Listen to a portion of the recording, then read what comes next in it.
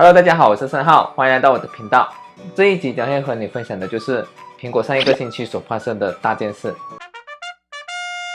首先，第一件，你会不会觉得苹果的产品的价钱和它的品质越来越不匹配了呢？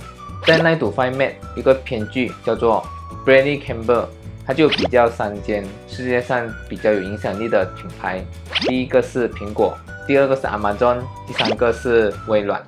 在这3个品牌里面呢，他有发现到 Amazon 跟 Microsoft 做的东西已经越来越好，品质越来越 OK， 而苹果呢，它产品的价钱呢已经高过了它的产品的价值。不知道你有没有这样子的感受呢？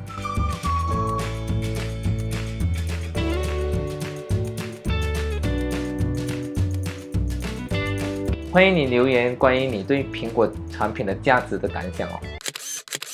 第二个，你会不会很期待新的 iPad Pro 和新的 MacBook Air 或者是新的 iMac 呢？苹果在上个星期呢已经发出了它的邀请函给各大媒体，它将会举办多一个苹果发布会，也就是在10月30号美国时间10点，而且大家都在预测这一次的发布会将会有改版的 MacBook、新的 iPad Pro、新的 iMac 和 Mac Mini。毕竟这几款呢已经蛮久没有更新了。据说这个改版的 MacBook 会取代之前的 MacBook Air， 你会不会很怀念 MacBook Air 呢？还是你会比较期待新的 MacBook 会有什么样的改变？欢迎留言哦。